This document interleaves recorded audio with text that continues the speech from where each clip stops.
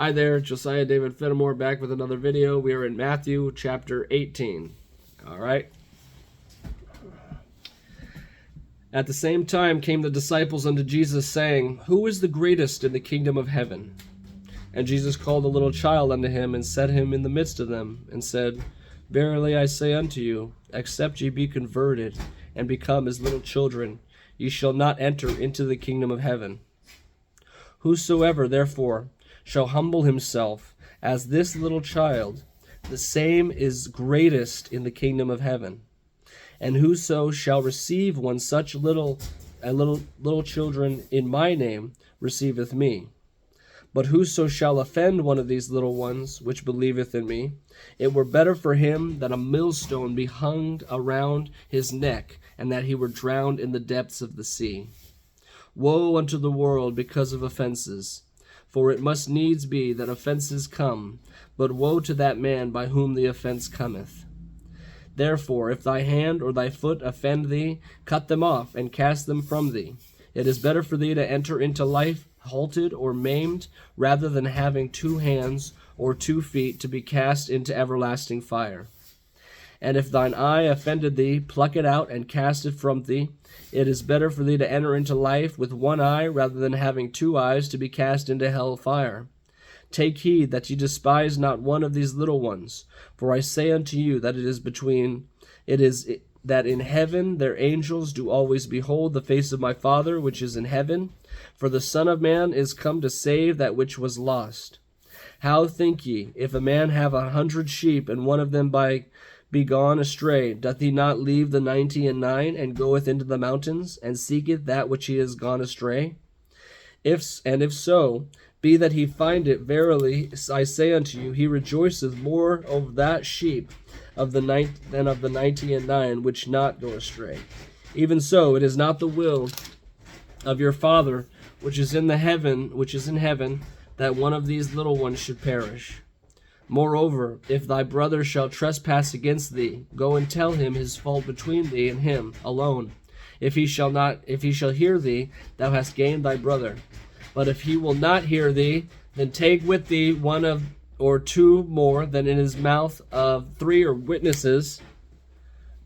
witnesses, every word may be established. And if he shall neglect to hear them, tell it unto the church. But if he neglected to hear the church, let him be unto thee as an heathen man and a publican. Verily I say unto you, whatsoever ye shall bind on earth shall be bound in heaven, and whatsoever ye shall loose on earth shall be loosed in heaven. Again I say unto you, that if 2 of you shall agree on earth as touching anything that they shall ask it, it shall be done for them of my Father which is in heaven. For where 2 or 3 are gathered together in my name, there am I in the midst of them. Then came Peter to him, and said, Lord, how oft shall my brother sin against me, and I forgive him? Till 7 times? Jesus said unto him, I say not unto thee until 7 times, but unto 70 times 7. Therefore is the kingdom of heaven likened unto a certain king, which would take account of his servants. And when he had begun to reckon, one who brought unto him, which owed him 10,000 talents. But forasmuch as he had not to pay, his Lord commanded him to be sold, and his wife and children and all that he had, and payment to be made. The servant therefore fell down and worshipped him, saying, Lord, have patience with me, and I will pay thee all. Then the Lord of that servant was moved with compassion, and he loosed him and forgave him the debt. But the same servant went out and found one of his fellow servants, which owed him 100 pence, and he laid hands on him, and took him by the throat, saying, Pay me what thou owest. And his fellow servant fell down at his feet, and besought him, saying, Have patience with me, and I will pay thee all. And he would not, but went and cast him into prison, till he should pay the debt. So when his fellow servants saw what was done, they were very sorry, and came and told unto their Lord all that was done.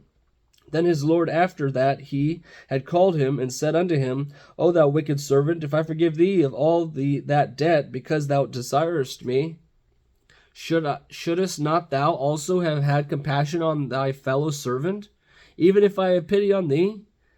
And his Lord was wroth, and delivered him to the tormentors, till he should pay all that was due unto him. So likewise shall my heavenly Father do also unto you, if ye from your hearts forgive not every one his brother their trespasses. Jesus' message was heavy on forgiveness. His anthem was forgiveness. And it's hard to do when people are continually, you got to set boundaries with people, because if you don't, then you'll be ending up forgiving them your whole life. And you got to set boundaries, healthy boundaries for yourself too, to not abuse, but to not be abused. It's so crucial, I believe, to have a healthy mind and a healthy body. It's so crucial, because those two things, they'll take you anywhere you want to go with the Lord's help. Prayer, processing, reading, those things. Healthy mind and a healthy body will take you wherever you want to go in life. And it's good to have compassion on people, because you don't know where they are. Everybody's going through something, and it might just be right under the surface. They're just hiding it a little bit, and it's, could be devastating, if you knew about it. We might treat someone differently if we understood that they were going through something, so I always try to have compassion on people as much as I can, as much as compassion is given towards me. I have my boundaries as well, that are healthy, to just stand up for yourself. If someone is abusing that, if someone's abusing your compassion, then watch out. Watch out from them. So anyways, this is a good message from Jesus.